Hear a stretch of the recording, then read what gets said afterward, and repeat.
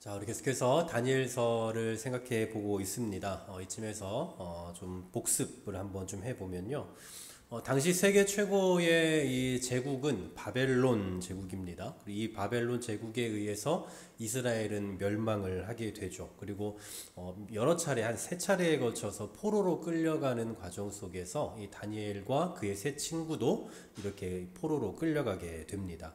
근데 보통 우리가 포로 하면 뭐 전쟁 포로를 생각을 하죠. 뭐 가서 비참하게 살고 막 노예로 살고 이런 것을 생각을 하지만 다니엘이 끌려갔던 그 회차 때에는 보통 굉장히 명망 있고 또 능력 있고 또 어떤 그 사회에서 또 꽤나 인지도가 있거나 뭐 이런 그런 사람들, 유능한 사람들만을 선택을 해서 포로로 끌어간 케이스입니다. 그러니까 뭐 쉽게 표현하면 뭐 선택적인 포로라고 할 수 있을까요? 결국 그들을 이 바벨론에 잘 정착을 시키고 바벨론화 시켜서 바벨론을 위해서 일하는 사람들로 키워가려는 그런 목적과 의도를 가지고 이 포로로 끌어가게 된 거예요. 그러니 이때 포로로 끌려간 사람은 사실은 뭐 그럭저럭 괜찮은 처지라고도 할 수 있겠죠. 왜냐하면 이스라엘이라는 작은 나라에서 거기서 성공을 하고 거기서 뭐 잘 된들 얼마나 성장할 수 있겠습니까? 이스라엘이라는 그 작은 나라에서 성장해봐야 얼마나 크겠냐고요. 그런데 바벨론이라는 대제국에 가서 거기서 왕실에서 먹여주고 입혀주고 키워주고 가르쳐주고 그렇게 해서 그것을 가지고 거기에서 바벨론화되어 그래서 바벨론에서 꽤나 유명한 사람이 된다면 이거 어떻게 보면 기회가 될 수도 있겠죠. 그렇다면 긍정적인 면으로만 놓고 본다면 줄 서서라도 가야 될 거예요. 물론 나라를 빼앗기고 정체성도 상실되는 등 뭐 여러 가지 어려움들이 물론 있죠. 물론 부정적인 게 훨씬 많지만 굳이 우리가 거기서 긍정적인 면을 찾아보자면 어쩌면 기회일 수도 있지 않겠냐라는 거예요. 거기 가서 쉽게 눈에 띄고 거기에 가서 더 잘 정착하고 잘 적응하면 성공의 길이 보장된다라는 겁니다. 지금 다니엘과 세 친구가 딱 이런 상황입니다. 비록 비참한 상황이긴 하지만 이를 갈고 버티면서 적응하면 오히려 기회가 될 수 있다라는 거예요. 그런데 이 사람들이 매우 특이한 짓을 합니다. 왕의 명령을 잘 따르고 또 어떤 면에서 아부도 좀 떨고 그렇게 하면서 왕의 눈에 딱 잘 부각되고 그렇게 하면은 빨리 클 수 있을 텐데 빨리 성공의 길을 갈 수 있을 텐데 그러기는커녕 자신들의 신앙의 어떤 정체성을 지킨다는 이유로 왕의 명령을 거절해요. 처음부터 왕이 주는 음식을 거절하잖아요. 나는 우리 왕의 음식을 먹지 않겠습니다 라고 말해요. 절대군주 국가에서 왕이 말한 것을 거부한다? 그럼 둘 중에 하나죠. 죽든지 아니면 다시 돌아가든지 뭐 둘 중에 하나예요. 기회는 이제 상실되는 겁니다. 근데 아이러니하게도 하나님께서 오히려 기회를 주셨어요. 오히려 은혜를 주셨습니다. 그래서 왕에게 인정을 받게 되고 급기야는 바벨론의 정치인으로 입문을 하게 돼요. 겨우 우리로 보면 한 중학생 정도밖에 되지 않는 중고등학생밖에 되지 않는 그 나이대에 거의 그곳의 정치인으로 입문을 하게 된다는 겁니다. 자, 여기까지가 우리가 생각해 봤던 내용이에요. 근데 어느 날 또다시 일이 한번 터지죠. 느부갓네살 왕이 금신상을 만들어 놓고 여기에 절하지 않으면 다 죽이겠다라고 말합니다. 낙성식을 행하고는 그리고는 모든 사람들을 다 여기에다 절을 하게 해요. 근데 보통 사람 같으면 일반인 같으면 뭐 안 해도 되죠. 하는지 안 하는지 어찌합니까? 모를 거예요. 그런데 지금 왕이 지목을 해서 모든 정치인들, 모든 이 나라의 일을 하는 사람들은 다 와서 이 낙성식에 참여하고 절을 하라고 하니 이 다니엘과 세 친구는 여기에 빠질 수가 없는 겁니다. 그러니 그들은 절을 하지 않으면 안 되는 상황인 거예요. 반드시 할 수밖에 없는 상황인 겁니다. 그리고 상황을 놓고 보면 사실 우리가 인간 사회에서는 뭐 완급 조절이라는 게 좀 있지 않습니까? 얼마 전에 왕을 이겨 먹었잖아요. 네, 얼마 전에 한번 왕의 명령을 거역하고 그렇게 했다가 어떻게 꿈을 해석하는 일이 생기고 그렇게 해서 어떻게 또 이렇게 정치인까지 됐으니까 이번에 한 번쯤은 져줄만도 한 거예요. 그러니까 전에 왕을 한번 이겨 먹었으니까 이번 한 번쯤은 양보를 하고 조금 융통성 있게 그렇게 할 수 있지 않겠느냐라는 겁니다. 근데 이 사회성이 없는 이 세 명이 이번에 또다시 왕의 명령을 어기게 되죠. 절하지 않습니다. 끝까지 절하지 않아요. 그러자 이제 사람들이 이들을 질투하는 사람들이 왕에게 가서 일러 바치죠. 오늘 8절에 보면 참소했다라고 말하는데 우리말로 하면 고자질했다라는 얘기입니다. 고자질을 해요. 그래서 왕이 당장 이 세 명을 끌어와라 라고 이야기를 합니다. 그리고 끌어와서 그들에게 하는 말이 니들 정말 절 안 한다는 게 사실이냐? 정말이냐 그거? 그러면 내가 한 번 더 기회 주겠다. 한 번만 더 기회 줄 테니까 준비해라. 한 번만 더. 만약에 네가 이번에도 하지 않으면 이번에는 내가 맹렬히 타는 풀무불에 던져버리겠다라고 말해요. 여러분 한번 생각해 보십시오. 풀무불은요, 뭐 우리가 소위 생각하는 제철소의 용광로 같은 걸 생각하면 무려 1600도라고요. 1600도. 용광로의 온도가 1600도입니다. 네, 용광로 철철 끓는 그 용광로를 앞에 두고 절하지 않으면 여기에 집어넣겠다라고 말한다면 여러분 어떻게 하겠습니까? 사실은 단순히 죽지 않기 위해 죽기 싫어서 순종하는 정도의 문제가 아니라 여기에 절만 하면 아까 처음에 말씀드렸잖아요. 이제 탄탄대로라니까요. 성공할 수 있다고요. 이 어린 나이에 정치인, 바벨론의 정치인이 됐으니까 이제 성공은 보장받는 거예요. 절 한 번만 하면 아무것도 아니지 않습니까? 그런데 절을 하지 않으면 성공도 보장받지 못할 뿐만 아니라 지금 눈앞에 펄펄 끓고 있는 그 용광로 불에 던져줘야 된다고요. 자, 여러분 이러한 상황 속에서 우리 같으면 어떤 결정을 하겠습니까? 각자 선택하시는 걸로 하고요. 이런 상황이 우리에게 없을 거고 또 없고 또 없길 바라니까요. 그런데 이 세 명이 뭐라고 대답하는지 한번 보십시오. 16절 말씀 보니까요. 우리가 이 일에 대하여 왕에게 대답할 필요가 없나이다 라고 말해요. 다시 말해서 대답할 혹은 반응할 가치가 없습니다 라는 그런 표현입니다. 정말 무서울 정도로 확고한 신앙인의 태도를 보여줘요. 저는 오늘 이 본문을 보면서 이 느부갓네살 왕이 여기에 절하지 않으면 넣어버리겠다 라고 하는 그 말보다 오늘 이 대답이 훨씬 더 무서웠어요.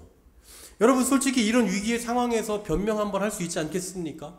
하나님 지금 어쩔 수 없네요. 제가 이번에 한번 절하고 그리고 뒤에 가서 다시 한번 정신 차리고 다시 재정비해서 그래서 제가 이 나라에서 아주 정말 이 바벨론에서 뛰어난 정치인이 되어서 그래서 제가 정말 복음을 위해서 사는 사람이 되어 보겠습니다. 뭐 이렇게 한 번 정도는 좀 타협해 볼 수 있지 않겠냐라는 거예요. 그런데 이런 타협이 전혀 없습니다. 이렇게 타협하느니 차라리 그냥 죽겠다라는 그런 의지의 표명을 하고 있어요. 여러분 과거 우리나라에도 이러한 신앙인들이 참 많이 있었죠. 우리 일제강점기에도 여러분 아시다시피 뭐 주기철 목사님 같은 분들이 대표적일 겁니다. 그분의 유명한 일화가 하나가 있죠. 신사참배. 사실 여러분 신사참배 어떻게 보면 별거 아닐 수도 있어요. 네, 신사참배 그 당시에는 그 신사참배를 하냐 마냐에 따라서 막 교단이 갈라지기도 하고 뭐 난리도 아니었지만 그 신사참배 그냥 한번 이렇게 인사하는 것 정도 뭐 그 정도 뭐 한번 할 수 있지 않겠냐라고 하면서 총회에서 결의를 하기도 했단 말입니다. 그러니까 어떤 면에서 보면 그 행위가 굉장히 어렵거나 굉장히 막 어떤 의식적이거나 이런 것도 아닐 수 있기 때문에 한 번 정도는 할 수 있다라고 생각했던 이들이 많이 있었던 것 같아요. 특히 주기철 목사님은 이제 절대로 하지 않았다 보니 일본 순사들이 이 주기철 목사님은 그냥 어떻게 처단할 수도 없고 워낙 인지도도 있고 사람들에게 또 인정받는 분이니 그럴 수도 없고 해서 계속 타협을 요구를 하죠. 그래서 한 번은 그런 타협까지 요구를 받았다고 해요. 신사를 실은 그 차를 저기 멀리서 이렇게 보낼 테니까 지나갈 때 고개만 한번 이렇게 끄덕여줘라 라고. 이 정도면 정말 이긴 거 아닙니까? 네, 이 정도면. 그런데도 거기에도 하지 않죠. 네, 끝까지.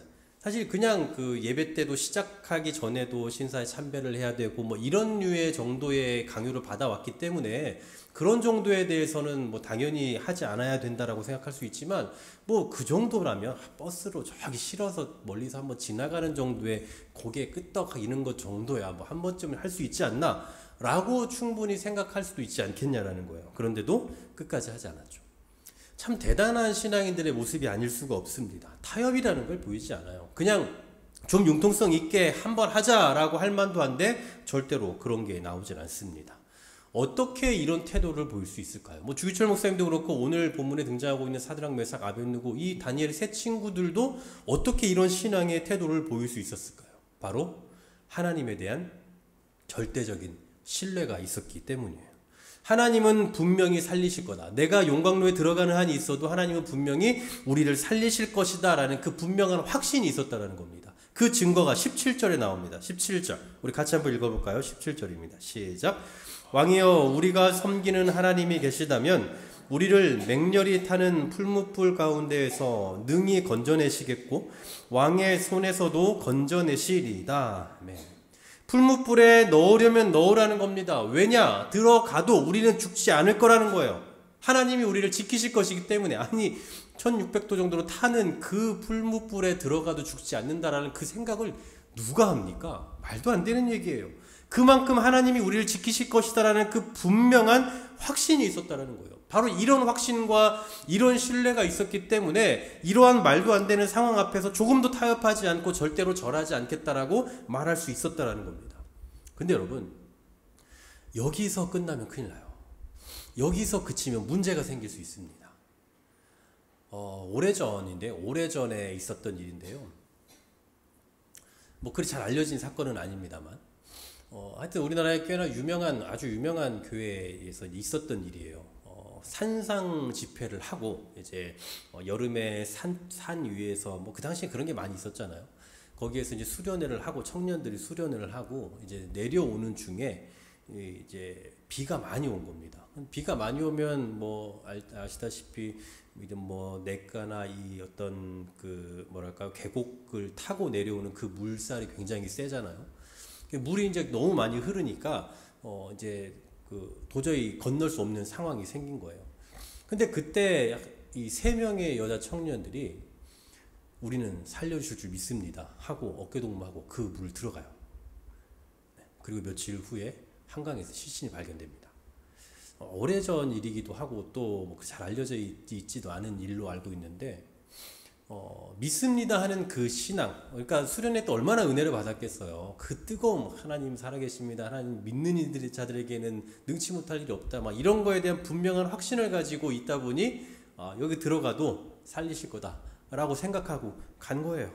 그런데 결국은 죽게 된 거죠. 무슨 얘기입니까? 자칫하면 하나님을 살리실 거다라는 이 생각에서 머물러 있으면 잘못하면 맹신이 될 수 있다는 거예요. 자칫하면. 그게 반드시 필요하지만 여기에서 머물면 맹신이 될 수 있다고. 그럼 어떤 자세가 또 필요한 거냐? 18절이에요. 18절 한번 같이 한번 읽어볼까요? 시작. 그렇게 하지 아니하실지라도 왕이여 우리가 왕의 신들을 섬기지도 아니하고 왕이 세우신 금신상에게 절하지도 아니할 줄을 아옵소서. 아멘. 여러분 이게 더 중요한 고백이에요. 그리 아니하실지라도, 그렇게 하지 아니하실지라도, 그렇게 하지 않으실지라도 우리는 하지 않겠습니다. 그러니까 이들의 신앙의 고백을 정리하면 이런 거예요. 우리는 용광로에서도 우리를 건져내실 수 있는 하나님을 믿기 때문에 우리를 죽이려면 죽여라. 우리는 상관없다. 그러나 하나님이 우리를 살리지 않고 그냥 거기 타 죽게 하는 한이 있더라도 우리는 하나님을 섬기는 자들이기 때문에 절대로 우상 앞에 절하지 않겠다라고 말하는 거예요. 너무나도 분명하고 명확한 태도가 아닐 수가 없습니다. 왕의 명령에 순종하면 엄청난 유익이 있을 뿐만 아니라 이 위기의 상황을 쉽게 타개할 수 있을 텐데도 불구하고 그들은 죽음의 길을 선택을 한 거예요.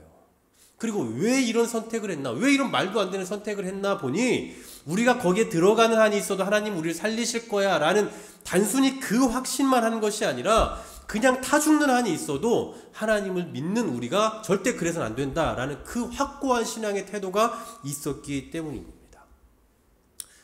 그리고 결국 어떤 결과가 나타났습니까? 결국 아무도 죽지 않았어요. 그 용광로에 들어갔는데 아무도 죽지 않았습니다. 그리고 이 일로 인해서 이 3명의 위상은 더 높아졌고 느부갓네살 왕은 다시 한번 하나님의 살아계심을 경험하게 되죠. 오늘 이 말씀을 통해서 우리가 생각할 수 있는 게 뭘까요? 혹시 열심히 믿고 섬기면 이런 놀라운 기적을 경험할 수 있다, 뭐 이런 식으로 적용을 하면 이건 그리 건강한 적용은 아닐 것 같다는 생각이 듭니다.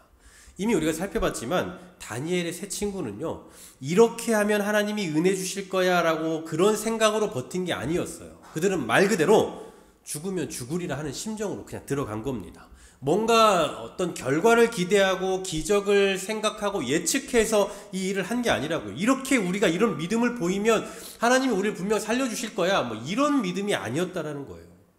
그러므로 우리는 이 사건의 결과를 보기보다 이런 믿음을 갖게 된 배경에 조금 더 관심을 가져야 될 것 같습니다.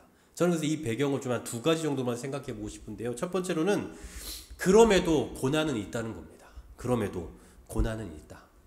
여러분 솔직히 이 정도면 이렇게까지 했으면 풀무불에 안 들어가게 하셔야 되는 거 아닙니까? 이런 어떤 그 믿음을 보시고 하나님께서 기뻐하셨다면 그럼 느부갓네살 왕의 생각을 바꿔서 와 니들은 정말 참 신앙인이다 하고 풀무불에 안 넣으셔야 되는 거 아니냐고요. 그런데 결국 풀무불에 넣었잖아요. 그러니까 이것은 결국 어떤 상황이냐면 갈 때까지 간 거예요. 그러니까 최종 데드라인을 넘어간 겁니다. 이건. 그러니까 이렇게까지 하실 필요가 있겠냐고요. 이 정도에서 멈춰주시면 되는 거 아니겠냐는 거죠. 아브라함이 이삭을 주기를 할 때에 죽이기 직전에 하나님께서 그를 막으셨잖아요. 아브라함이 이삭을 죽이고 나서 막으신 게 아니라 죽이기 직전에 막으셨어요. 그러니까 그 동일하게 대입을 시켜보면 이들도 들어가지 않고 들어가기 직전에 끝내셔야 되는 거 아니냐고요. 그런데 결국 집어넣었어요. 하나님 좀 너무하지 않나라는 생각도 듭니다. 이걸 통해서 우리가 알 수 있는 분명한 한 가지는 뭐냐면요. 믿음이 아무리 좋아도 아무리 우리가 하나님을 신뢰하는 그 믿음의 모습을 보여도 고난은 온다라는 거예요. 그리고 그 고난은 그냥 어설픈 고난이 아니라 진짜 끝까지 가는 고난. 끝까지. 죽기까지 가는 그런 고난일 수도 있다라는 사실입니다. 어떤 분들은 기도하면 고난이 없다고 생각해요. 기도하면 다 된다고 생각합니다. 기도하면 다 일이 잘 되고 뭐 부자가 될 수 있고 모든 게 다 될 거라고 생각을 해요. 그러면서 또 어떤 사람들 그런 얘기하죠. 하나님을 믿는데 왜 너는 안 되냐? 너는 예수를 믿는데 왜 일이 안 풀리냐? 하나님이 살아있는 거 맞냐? 이렇게도 이야기해요. 그런데 여러분 이 믿음과 고난은 절대로 반비례하는 게 아닙니다. 믿음이 좋으면 고난이 점점 사라지는 게 아니라고요. 그렇다고 해서 비례하는 것도 아니고요. 단순히 그렇게 말할 수 있는 건 아니에요. 여러분 보십시오. 오늘 이 다니엘의 세 친구도 그렇지만 욥도 그렇잖아요. 정말 의인 아닙니까? 하나님이 인정하시는 의인이었어요. 그런데 그 사람을 그렇게까지 매몰차게 고난을 주실 이유가 뭐가 있습니까? 죽이는 척만 하실 수 있잖아요. 근데 죽였어요. 자녀들을. 그리고 조금 재산이 조금 없어질 수도 있잖아요. 근데 정말 완벽하게 거의 다 탕진할 만 거의 다 사라질 만한 그런 상황까지 극한의 상황까지 몰아가시잖아요. 오늘 이 다니엘 세 친구도 마찬가지입니다. 이렇게까지 하셔야 되나 라는 생각이 들 만한 고난이 있을 수도 있다라는 거. 그게 결코 이상한 일이 아니다라는 거. 기도를 한다고 해서 고난이 사라지는 거 아니고요. 우리가 하나님을 열심히 믿고 잘 믿는다고 해서 고난이 없는 거 아니라고요. 언제나 우리가 많은 분들이 이 기복신앙에 빠져있는 분들이 특히 이런 생각들을 많이 하세요. 신앙생활을 잘하면 좋으면 봉사 많이 하고 헌신 많이 하면 그러면 고난이 없다. 이런 쪽으로 귀결을 맺으려고 하는 분들이 있는데 그러다 보니 언제나 신앙생활을 열심히 하는데 왜 이런 어려움이 생길까라는 것에 대해서 늘 의문을 갖게 되는 겁니다. 근데 의문을 가지실 이유가 전혀 없어요. 오늘 본문을 보십시오. 이런 신앙의 사람들도 결국 용광로에 빠졌어요. 집어넣었다고요. 어떤 상황이 펼쳐질지 알 수 없지만 확실한 건 신앙이 좋아도 언제나 우리에게 고난이 올 수 있다는 사실 여러분 꼭 기억하시기를 바랍니다. 두 번째로 생각할 수 있는 것은 참 믿음의 사람은요. 조건에 반응하지 않아요. 조건에 반응하지 않는다. 이게 무슨 말이냐면 믿음의 사람들은 하나님께서 주시는 어떤 그 조건을 기대하는 것이 아니라 그냥 하나님 자체를 사랑하는 거예요. 하나님 자체를. 여러분 자녀가 부모를 사랑하고 부모가 자녀를 사랑하고 또 그 부부가 서로 사랑하는 건 조건을 가지고 사랑합니까? 내 아들은 뭔가 좀 똑똑하니까 더 사랑하고 또 내 딸은 뭐 더 예쁘니까 뭐 더 사랑하고 이런 조건을 가지고 사랑하는 거 아니잖아요. 그냥 그 존재 자체를 사랑하는 거예요. 어떤 조건을 가지고 사랑하는 건요 진짜 사랑이 아닌 겁니다. 하나님과 우리의 관계도 마찬가지예요. 우리가 신앙을 지키고 믿음으로 사는 이유는 이렇게 해야만 하나님께서 우리에게 복을 주시기 때문에 하는 것이 아니라 우리가 하나님께 지으심을 받았고 하나님의 구속하심을 입은 사람으로 은혜 받은 자로 살아가고 있으니 그냥 우리가 마땅히 해야 할 일을 할 뿐인 겁니다. 마땅히 우리가 믿음을 지키는 자로 살아가야 되기 때문에 그냥 하는 거예요. 우리가 하나님께서 뭔가 주셔야 되니까, 받아야 되니까, 받아내야 되니까 그래서 우리가 지켜내는 게 아니라 우리가 믿음을 가진 자로, 믿는 자로 살아가니까 그냥 헌신도 하는 거고, 고난을 당해도 그냥 기도하는 거고, 또 어려움이 있어도 그래도 하나님을 사랑하며 살아가는 거예요. 복이 없어도, 일이 잘 풀리지 않아도 그저 하나님이 좋아서, 하나님을 섬기는 삶이 복이라서 끝까지 믿음으로 살아가는 겁니다. 그게 바로 하나님에 대한 사랑이고, 그게 바로 진실한 신앙인의 모습이다라는 사실이에요. 예수 믿으면 복 받는다라고 말하는데요, 일면은 맞고 일면은 틀린 얘기입니다. 그러니까 완전히 틀리다고 할 수 없어요. 예수님 믿으면 당연히 복이 있죠. 기본적으로 영적인 복은 두말할 것 없고 그건 있고, 현세에서 누리는 복이 있냐 없냐 그건 몰라요. 있기도 하고 없기도 합니다. 있건 없건 그건 우리가 알 바가 아니에요. 거기에 대해서 우리가 관심 가질 일은 아니라고요. 하나님께서 때로 우리에게 필요하면 주실 거고, 그냥 우리가 필요하지만 하나님께서 어떤 의미가 없거나 아니면 줘야 될 필요를 못 느끼신다면 안 주실 수도 있어요. 그래서 자연적인 법칙 안에서 가장 이성적이고 가장 어떤 인간적인 그런 모습으로 하나님께서 또 행하실 때가 있기 때문에 우리에게 복이 있을 때도 있고 복이 없을 때도 있단 말이에요. 현세에서. 그런 의미에서 우리가 예수 믿으면 복 받는다라는 말이 일면은 맞고 일면은 틀릴 수도 있다는 얘기예요. 복이 있지만 또 우리가 생각하는 어떤 현세에서 누리는 어떤 뭐 경제적인 복, 어떤 뭐 권력의 복, 뭐 이런 식의 복으로만 귀결을 지으면 절대 안 된다는 얘기예요. 하지만 우리가 그런 것을 기대하고 그것 때문에 신앙생활을 한다? 그러면 반드시 문제가 발생하게 된다라는 겁니다. 하나님으로부터 어떤 흘러나오는 조건에 기대하는 것이 아니라 그냥 하나님 자체를 사랑하는 거예요. 우리가 믿는 것은 하나님을 믿어주니까 하나님께서 거기에 대해서 우리의 열심에 감복해서 그래서 우리에게 좋은 것을 주시는 것이 아니라 그냥 우리가 하나님을 사랑해서 우리를 구원하신 그 은혜에 감사하고 우리를 돌보시는, 세상을 창조하시고 섭리하신 그 아버지 하나님의 은혜에 감사함으로 그냥 하나님을 사랑하며 살아가는 거예요. 바로 이런 마음이 담겨있는 고백이 오늘 이 다니엘의 세 친구의 고백인 겁니다. 그렇게 하지 않으실지라도, 그렇게 하지 아니하실지라도, 그리 아니하실지라도 우리는 가는 겁니다. 그리 아니하실지라도 우리는 믿음을 지키며 하나님을 섬기며 살아가는 거예요. 그렇게 하지 않으실지라도 우리는 하나님을 사랑하며 나아가는 겁니다. 제가 하나님을 참 사랑하는구나라고 느꼈던 게 뭐 이런 대목이에요. 최근이 아니라 뭐 제가 이렇게 저의 삶과 신앙을 정리를 해보면 목사로서 하나님과 더 친밀한 관계를 유지하고 또 더 가까운 삶을 살아야 되는 건 분명하죠. 또 그런다고 생각을 하고 있고요. 그런 사람에게 하나님께서 주시는 복이 더 많아야 되지 않겠습니까? 네, 목사는 하나님 앞에 더 많이 기도하니까 더 잘 되고 더 잘 풀리고 뭐 그래야 되지 않겠어요? 근데 때로 그러지 않아요. 물론 잘 되는 것도 있지만 잘 말도 안 되게 풀리는 것도 있지만 말도 안 되게 안 풀리는 것도 분명히 많다고요. 너무나 많죠. 그럼 그럴 때 이제 제 안에 인간적인 면에서는 그런 고민이 드는 거예요. 왜 기도해도 안 되지? 왜 안 들어주시지? 라고 생각할 수 있는 거 아닙니까? 충분히. 목사인데 그래도 목사인데 정말 하나님 너무하시네 할 수 있는 거 아닙니까? 근데 그런 생각 한 번도 해본 적이 없어요. 네.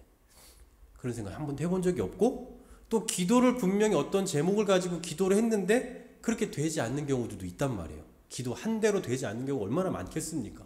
그러면은 실망할 만도 하죠. 기도해도 안 되네. 하지만 여전히 기도해요. 안 됐다는 걸 알지만 전혀 실망하지 않고 또 기도하고 있어요. 그런 저를 보면서 내가 어떤 결과와 어떤 조건에 기대지 않고 그냥 하나님 앞에 기도하는 것이 나의 사명이고 내 책임이고 또 하나님을 사랑하며 살아가는 것이 그냥 나의 마땅한 삶의 자세이니 그냥 내가 이렇게 하나님을 정말 사랑하며 살아가고 있구나. 하나님이 나를 어떻게 인도하실지 어떻게 인도하시든 뭐 그런 것과 별관 무관하게 내가 하나님 앞에서 어떠한 존재로 살아가야 되고 어떠한 존재로 살고 있구나. 그냥 여기에만 늘 집중하며 살아가고 있을 뿐인 거예요. 내가 하나님 앞에 어떻게 살고 있는가에 치중하고 있는 거지 하나님이 나에게 뭘 주시는가를 보지 않고 있는 거죠. 물론 그것도 중요하지만 하나님께서 나에게 뭘 주시는가도 중요하겠지만 저에게 있어서는 그것보다 더 중요한 건 내가 하나님을 얼마나 사랑하고 있고 얼마나 내가 하나님 앞에 건강하게 신실한 신앙인으로 살아가고 있는가, 이게 더 중요하다고 생각을 하는 거예요. 그러니까 이런 걸 보면서 내가 하나님을 사랑하고 하나님을 믿는 이 삶이 어떤 조건을 바라거나 조건에 기대지 않고 그냥 하나님 자체를 사랑하고 하나님 자체를 좋아하는 거구나라는 그 확신을 갖게 됐습니다. 여러분도 그러시죠? 다 그러시리라 믿습니다. 사랑하는 여러분, 열심히 신앙생활해도 오늘 다니엘의 세 친구가 겪은 것처럼 최악의 상황을 겪을 수가 있어요. 열심히 기도를 해도 이거 정말 갈 때까지 갔다고 생각할 만한 그 최악의 상황을 경험할 수도 있습니다. 그때 우리는 바로 이 고백을 하게 되는 거예요. 그렇게 하시지 않을지라도, 그리 하지 않으실지라도 하나님을 향한 저의 마음은 변치 않습니다. 그렇게 하지 않으실지라도 저는 끝까지 이 믿음의 길을 걸어가며 주님을 신뢰하며 걸어갑니다. 바로 이 고백이 필요하다는 사실입니다. 이런 고백으로 살아갈 때 오늘 다니엘의 세 친구가 겪은 것처럼 기적을 경험할 수도 있어요. 아니면 풀무불에 타서 죽을 수도 있습니다. 그리고 이 두 가지 상반된 결과가 나오더라도 히브리서 11장에서 말씀하고 있는 것처럼 둘 다 하나님의 사랑의 결과예요. 이런 기적을 경험하는 것도 하나님의 사랑의 결과이고, 그리고 이런 기적을 경험하지 못하고 정말 죽어버려도 그래도 그조차도 하나님의 사랑의 결과이고 하나님의 사랑의 표현인 것입니다. 그러니 우리는 뭐가 됐든 상관없어요. 어떤 사람들처럼 뭐 간증집 내는 사람들처럼 뭐 했더니 뭐 됐더라, 뭐 어떻게 했더니 헌신했더니 막 뭐 은혜가 뭐 더해지고 막 복을 받았더라, 이런 것도 좋지만 없어도 괜찮아요. 상관없습니다. 기도했는데 안 풀려도 돼요. 우리가 뭐 열심히 헌신하고 열심히 믿음 생활했는데도 잘 안 돼도 상관없어요. 그래도 우리는 우리의 길을 가는 겁니다. 왜냐하면 믿음이 있어도 고난이 있을 수 있기 때문이에요. 그리고 하나님께서 우리와 함께 하시는 것은 반드시 기적을 통해서만 나타내시는 것이 아니라 때로는 멸망을 통해서도, 때로는 심판을 통해서도 하나님의 사랑을 드러내시기 때문인 겁니다. 그러니 우리는 그러지 않을지라도, 그리 아니하실지라도 우리의 믿음을 지켜나가며, 그리 아니하실지라도 그냥 우리는 우리의 길을 걸어가는 거예요. 그리 아니하실지라도 우리는 하나님을 사랑하는 거고, 그리 아니하실지라도 우리는 끝까지 기도하며 하나님을 신뢰하며 살아가는 것입니다. 그리 아니하실지라도 이 믿음 가지고 살아내는 저와 여러분 될 수 있기를 주의 이름으로 간절히 소망합니다.